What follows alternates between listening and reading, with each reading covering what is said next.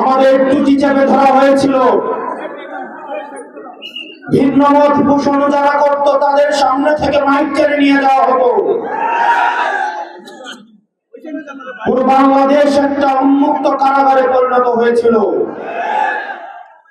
যারা ভিন্ন মত প্রকাশ করত তাদেরকে গুম করা হতো, ক্রসফায়ারে দেওয়া হতো। ভিন্ন মত এবং চিন্তার মানুষগুলোকে এখনো পর্যন্ত বিভিন্ন নসিহত দেওয়া হয়। যারা ভিন্ন চিন্তার মানুষ আছে তাদেরকে বলা হয় হয় পিন্ডি চলে যেতে, না হয় দিল্লি চলে যেতে। আমরা বলে দিতে চাই, এই 24 পরবর্তী বাংলাদেশে আমরাই বাংলাদেশ।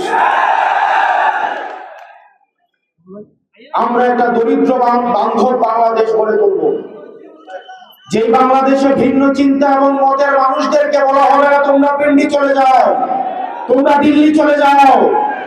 আমরা এমন একটা বাংলাদেশ গড়ে তুলব যে বাংলাদেশের মত প্রকাশের স্বাধীনতা যেমন থাকবে, ঠিক তেমন ভাবে দ্বিমত প্রকাশের স্বাধীনতাও থাকবে।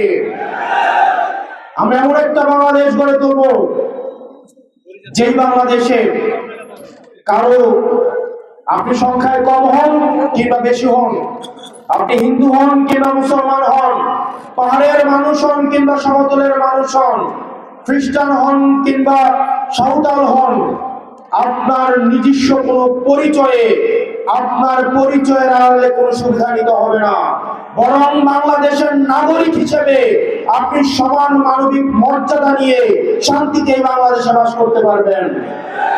প্রিয় চট্টগ্রামবাসী, আমাদের ঐক্যবদ্ধ বাংলাদেশ গঠনের যে জোট রয়েছে, সেই জোটের অধীনে আমরা এমন একটা বাংলাদেশ গড়ে তুলব যে বাংলাদেশে কে বাংলাদেশি না বাঙালি এই ধরনের কটুতর্কের মধ্য দিয়ে বিভাজনের রাজনীতি আর জিয়ে রাখা হবে না, বরং একতার রাজনীতির মধ্য দিয়ে আমরা ফরওয়ার্ড লুকিং বাংলাদেশ গড়ে তুলব। এখানে আপনারা যারা আছেন, তাহের ভাই চলে আসছেন, উনি বক্তব্য দিলেন, কিন্তু তরুণ প্রজন্ম আপনারা যারা আছেন, আমরা আপনাদেরকে সতর্ক করতে চাই, আমরা একটা প্রজন্মগত লড়াইয়ে রয়েছে।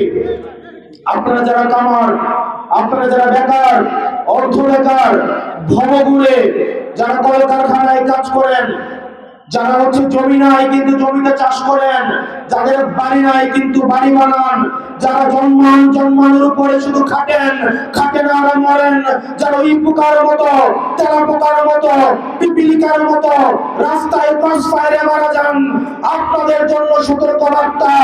আগামীতে আবার ফেসিবাদের প্রতিধ্বনি আমরা শুনতে পাচ্ছি, আমাদেরকে আবার সতর্ক হতে হবে। 12 তারিখ যেন 12 তারিখ আপনারা সবাই যেই ভয় দেখান না কেন, 12 তারিখ পরবর্তী বাংলাদেশের গতিপথ নির্ধারণ হবে। 12 তারিখ যে ভয় দেখান না কেন, 12 তারিখ অবশ্যই আমাদেরকে ভোট দিতে আসতে হবে।